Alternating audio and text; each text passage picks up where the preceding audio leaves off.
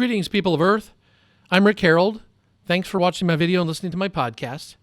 Today, a little bit more about me. Again, a lot of these videos are here for you guys to learn about me as you put your trust in what we do in terms of our products and our technology. One of the things I did for 2 years, I was a Navy midshipman, which means an officer candidate at Northwestern University when I was working on my bachelor's in computer science. Now, during that time frame, you were able to go 2 years and make a decision whether or not you wanted to stay in.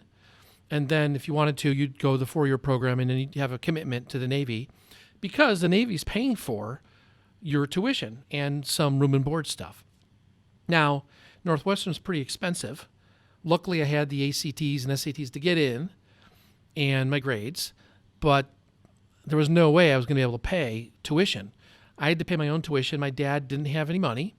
So I saved money working, but nothing was going to pay for Northwestern. So luckily, I got a scholarship, which was a full ride, which is great. Now, in the Navy as a midshipman, you have to go through weapons classes and ship systems and history of the Navy and history of warfare, etc., which was interesting to me because I'm really interested in pretty much anything. And this stuff was technical, a lot of it. So it was nice to learn about that. Our particular unit was able to go and also have a boot camp where you got to fight fires on ships and have to be in a ship that was sinking and do all the various training and all that kind of stuff, much like all military people have to do, except this is focused on the Navy. So it was a very eye-opening process. And during the 2 years that I was in, you also would go on a real ship, and I went to real Mediterranean and on a real Atlantic tour. It's just 6 weeks, but it was on a real ship, and a midshipman has to go and learn everything about the ship because they're going to be an officer, and they have to know how everything works, and they have to know how all the enlisted people work because they're going to have to give them orders. So it was really valuable. And during that process, I learned a great deal and a lot of respect for everything that went on a ship. And I very much appreciate everything that the military does because it's not a pleasant job a lot of times. The Navy talks about seeing the world, and you see the world. A lot of times it's on your ship, but it's a lot of work and a lot of dedication. So it's a lot of stuff that I learned, reliability of the machinery that's on the ship and the computers on the ship and things like that.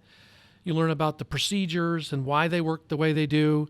They're very redundant in how it's done because in the military you can't have mess ups, and they're really focused on making sure they're coordinated and very clear and methodical because also a lot of times they have to enlist and get recruits that have not a lot of training.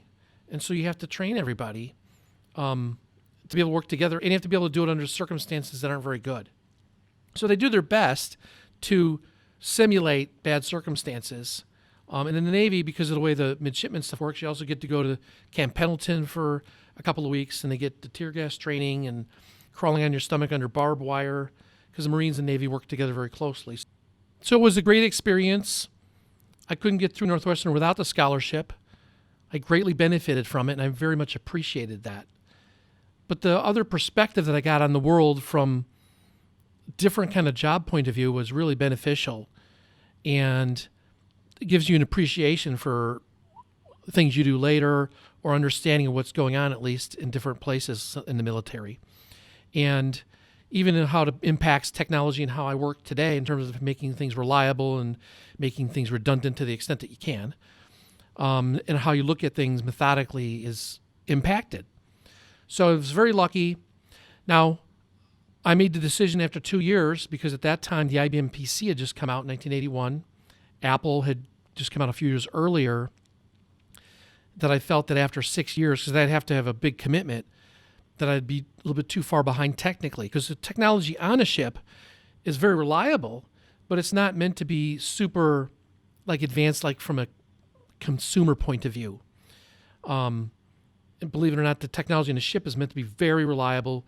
It's advanced, but it's not necessarily the leading edge newest chip because they're not going to use the newest chip because they have to make sure that it's valid. And it takes a lot of time and effort to make sure you do that. And I later worked on the F-15, and that was similar.